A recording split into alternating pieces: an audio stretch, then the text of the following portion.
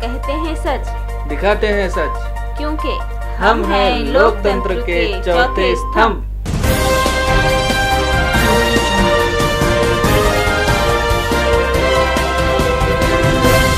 आज शुक्रवारी दिनांक 8 मार्च 2019 रोजी दुपारी 1 वाजता महसूल मंत्री श्री संजय राठोड यांनी कावीडग्रस्त भांडेगावला भेट दिली।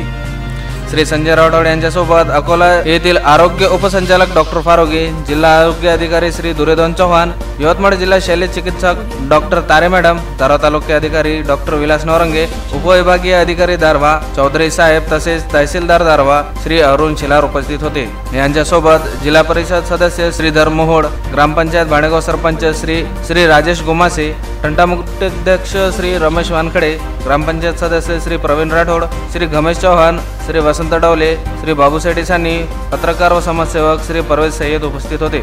माननीय मंत्री महोदय श्री संजय राठोड यांनी भांडेगाव येथे कावीडच्यासाठी भांडेगाव ग्रामपंचायतमध्ये सुरू असलेल्या आरोग्य शिबिरास भेट देऊन रुग्णांची विचारपूस केली व आरोग्य विभागास सदर रोगाचे समुचित उच्चाटन करण्याची सूचना दिली। सदर कावीड या आजाराच्या निर्मूलनासाठी व पुढील उपाययोजनेसाठी गावकरी व उपस्थित संपूर्ण विभागाचे अधिकारी यांच्यासह गावात सभा घेऊन योग्य ती उपाययोजना करण्याचे आदेश श्री संजय राठोड यांनी दिले।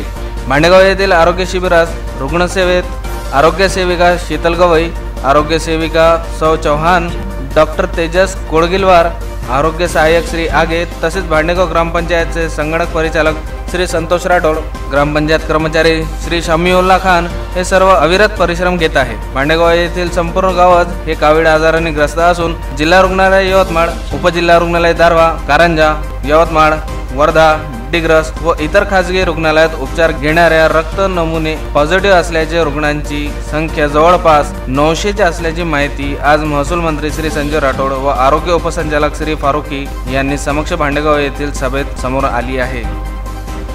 प्रतिनिधि इजहार अहमद शेख, बोरी अरब, दारवा, यवतमाळ। समाचार और विज्ञापन के लिए संपर्क करें D1 न्यूज़ यवतमाल, मुख्य संपादक नसीब खान। मोबाइल नंबर है 72 76 70 70 57।